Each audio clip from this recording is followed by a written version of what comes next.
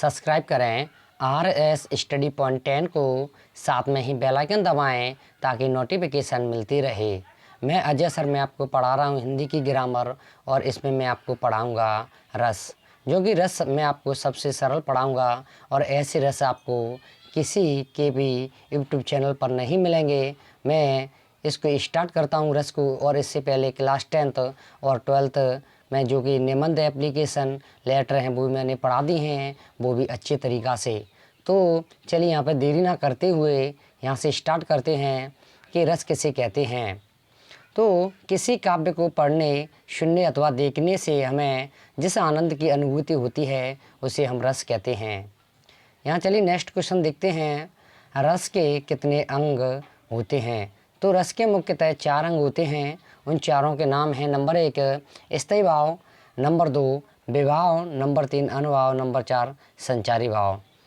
अब यहाँ पर चलिए नेक्स्ट क्वेश्चन देखते हैं, रस की निष्पत्ति या उत्पत्ति कैसे होती है। तो हमारे हृदय में स्थित स्थायी भाव का जब विभाव, अनुभाव और संचारी भाव के साथ संयोग होता है तब रस की निष्पत्ति होती है या फिर उत्पत्ति होती है। तो बच्चों आपको ये क्वेश्चन याद कर लेना। इस क्वेश्चन से आपके पूरे रस अभी ख़त्म होने वाले हैं। मात्र एक ही क्वेश्चन से आपके यहाँ पे सब जितने भी रस हैं वो सब ख़त्म हो जाएंगे। तो यहाँ अब देखते हैं नेक्स्ट क्वेश्चन कि रस कितने प्रकार के होते हैं, उनके नाम लिखते हुए स्थायी भाव लिखो। तो बच्चों स्थायी भाव याद करना है। तो रस मुख्यतः 10 प्रकार के होते हैं। यहाँ पर रस और इधर स्थायी भाव देखते हैं। इधर ये अद्भुत रस है, अद्भुत रस का स्थायी भाव आश्चर्य होता है। भयानक रस का स्थायी भाव भय है। करुण रस का स्थायी भाव शोक है। वीर रस का स्थायी भाव उत्साह है। वात्सल्य रस का स्थायी भाव स्नेह है। और चलते नेक्स्ट देखते हैं, भीमतस्य रस का स्थायी भाव घृणा या फिर अपन जुगुप्सा भी कह सकते हैं उसे। रौद्र रस का स्थायी क्रोध है। हास्य रस का स्थायी भाव हंसी है। श्रृंगार रस का स्थायी भाव रत्य या फिर प्रेम। शांत रस का स्थायी भाव निर्वेद है। अब चलिए यहाँ से नेक्स्ट क्वेश्चन देखते हैं।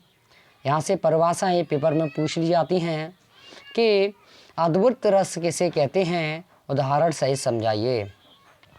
तो हमारे हृदय में स्थित बच्चों यहाँ पर अद्भुत का स्थायी भाव क्या होता है, तो आश्चर्य। तो हमारे हृदय में स्थित आश्चर्य नामक स्थायी भाव का जब विभाव, अनुभाव और संचारी भाव के साथ संयोग होता है तब अद्भुत रस की निष्पत्ति या फिर उत्पत्ति होती है।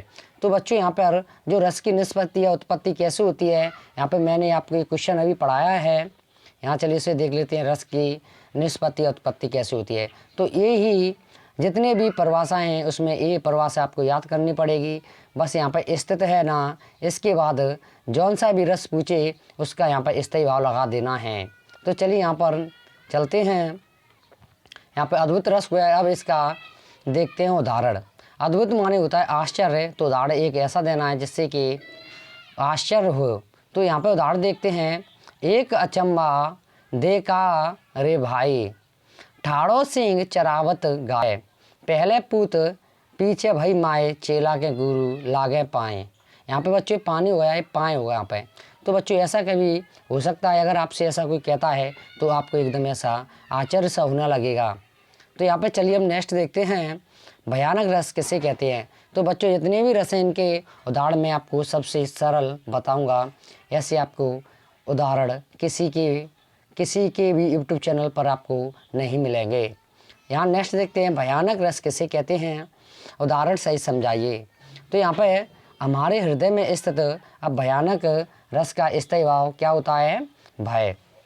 तो हमारे हृदय में स्थित भय नामक स्थायी भाव का जब विभाव, अनुभाव और संचारी भाव के साथ संयोग होता है तब भयानक रस की उत्पत्ति या फिर निष्पत्ति होती है। अब भय, यहाँ पर जो भयानक रस है उसका उदाहरण अपने ऐसे देना है जिससे कि डर लगे, भय।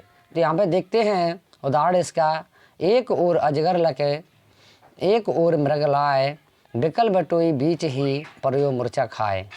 तो यहाँ चलिए अब नेक्स्ट क्वेश्चन देखते हैं। तो बच्चों ये अपना चैनल है RS स्टडी पॉइंट 10 को लाइक, शेयर और सब्सक्राइब अवश्य करें, जिससे कि प्रत्येक वीडियो की नोटिफिकेशन आपको मिले। अब यहाँ पर नेक्स्ट चलते हैं, देखते हैं करुण रस किसे कहते हैं, उदाहरण सही समझाइए। तो बच्चों, करुण का स्थायी भाव होता है शोक। तो हमारे हृदय में स्थित शोक नामक स्थायी भाव का जब विवाह, अनुभाव और संचारी भाव के साथ संयोग होता है तब करुण रस की उत्पत्ति या फिर निष्पत्ति होती है। अब चलिए यहाँ पर उदाहरण इसका देखते हैं। देख सुदामा की दीन दशा, करुणा करके करुणानिधि रोए। पानी पारत को हाथ धुए नहीं, नैनन से जल के पग धोए। तो बच्चों यहाँ पर चलते हैं, नेक्स्ट देखते हैं क्वेश्चन। वीर रस किसे कहते हैं, उदाहरण सहित समझाइए। तो हमारे हृदय में, देखो बच्चों यहाँ पर वीर रस का स्थायी क्या होता है, उत्साह। तो हमारे हृदय में स्थित उत्साह नामक स्थायी भाव का जब विवाह, अनुभाव और संचारी भाव के साथ संयोग होता है तब वीर रस की उत्पत्ति या फिर निष्पत्ति होती है। अब यहाँ पर इसका वीर मानो होता है उत्साह। तो उदाहरण ऐसा देना है जिससे कि उत्साह उत्पन्न हो। तो यहाँ पे उदाहरण देना है, सत्य कहता हूँ सजे सुकुमार, मत जानो मुझे। यमराज से भी युद्ध में प्रस्तुत सदा मानो मुझे। अब यहाँ पर चलिए नेक्स्ट क्वेश्चन देखते हैं। वात्सल्य रस किसे कहते हैं, उदाहरण सहित समझाइए। तो वात्सल्य रस का स्थायी हुआ बच्चों क्या होता है, स्नेह।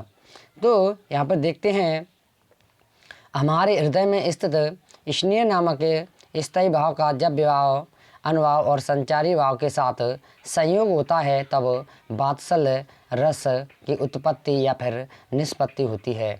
तो बच्चों, आपको जो मैंने उदाहरण दिए हैं, ये आपको ऐसे उदाहरण किसी भी कुंजी में या फिर किसी के भी यूट्यूब चैनल पर आपको नहीं मिलेंगे, जैसे कि मैं अभी अपने RS स्टडी पॉइंट 10 पर उदाहरण बता रहा हूँ। तो यहाँ पर इस उदाहरण को देखते हैं। इसमें स्नेह, स्नेह मतलब प्रेम। तो ऐसा उदाहरण देना है जिसमें कि स्नेह हो।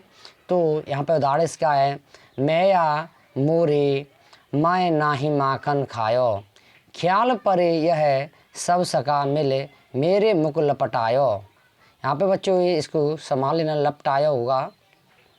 अब यहाँ पे नेक्स्ट क्वेश्चन देखते हैं। भीमतस्य रस किसे कहते हैं, उदाहरण सही समझाइए। तो भीमतस्य रस का स्थायी भाव बच्चों क्या होता है, घृणा या फिर जुगुप्सा। तो हमारे हृदय में स्थित घृणा नामक स्थायी भाव का जब विवाह, अनुभाव और संचारी भाव के साथ संयोग होता है तब भीमतस्य रस की उत्पत्ति या फिर निष्पत्ति होती है। तो बच्चों यहाँ पर उदाहरण ऐसा देना है कि जिसमें घृणा हो। तो यहाँ पे इस उदाहरण को देखते हैं। सिर पर बैठो काग, आंख दो खात निकारत, खींचत ही जीवई श्यार अत ही आनंद और धारत।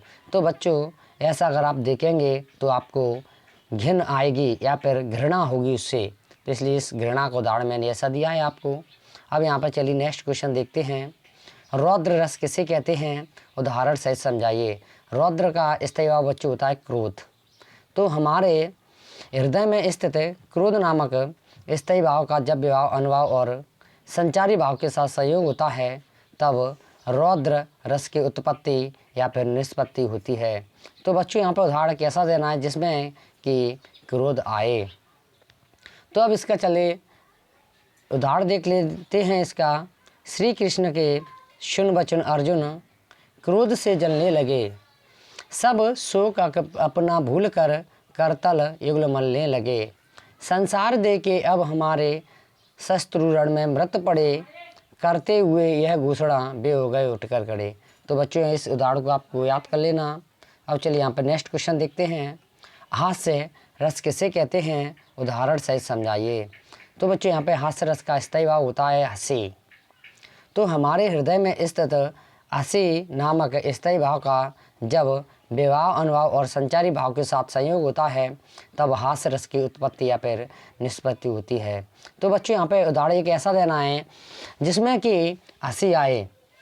तो यहाँ पे इस उदाहरण को देख लेते हैं। बंदर ने कहा बंदरिया से, चलो नहाने गंगा, बच्चों को छोड़ेंगे घर पर वहीं करेंगे उधर दंगा। तो बच्चों, अगर ऐसा कोई कहता है आपको तो आपको हंसी आएगी। तो इसलिए ऐसा एक उदाहरण दिया गया है जिसमें कि हंसी आए। अब यहाँ पर चलिए नेक्स्ट देखते हैं, श्रृंगार रस किसे कहते हैं, उदाहरण सही समझाइए। तो श्रृंगार का बच्चों यहाँ पर स्थायी भाव क्या होता है, श्रृंगार का होता है रत प्रेम। तो यहाँ पर देखते हैं इसको, हमारे हृदय में स्थित रत प्रेम नामक स्थायी भाव का जब विवाह अनुभाव और संचारी भाव के साथ संयोग होता है तब श्रृंगार रस की उत्पत्ति या फिर निष्पत्ति होती है। तो इस उदाहरण को देख लेते हैं। राम को रूप निहारत जानकी, कंगन की नय की परछाई, यातें सबे सुध भूल गई, कर टेक रही पर टारत नाही। अब यहाँ पर चलते नेक्स्ट क्वेश्चन देखते हैं, शांत रस किसे कहते हैं, उदाहरण से समझाइए। तो यहाँ पे शांत रस का स्थायी भाव होता है बच्चों निर्वेद। हमारे हृदय में स्थित निर्वेद नामक स्थायी भाव का जब विवाह अनुभाव और संचारी भाव के साथ संयोग होता है तब शांत रस की उत्पत्ति या फिर निष्पत्ति होती है। यहाँ पर निर्वेद का यहाँ पर उदाहरण देखना होगा। तो चलिए यहाँ पे उदाहरण देखते हैं। राम नाम की लूट है, लूट सके तो लूट, अंतकाल पछताएगा जब प्राण जाएंगे छूट। अब चलिए यहाँ पर नेक्स्ट क्वेश्चन देखते हैं, स्थायी भाव विवाह और अनुभाव में अंतर स्पष्ट कीजिए।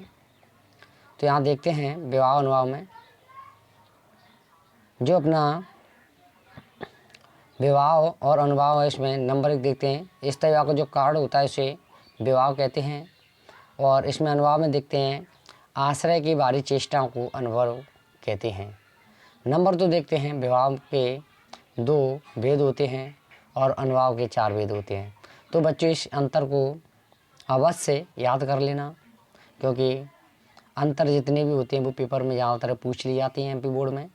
अब चलिए यहाँ नेक्स्ट देखते हैं, स्थायी भाव और संचारी भाव में अंतर लिखिए या फिर अंतर स्पष्ट कीजिए। तो यहाँ पे देखते हैं स्थायी भाव में स्थायी भाव की संख्या 10 होती है, लेकिन जो संचारी भाव उसकी संख्या 33 मानी गई है।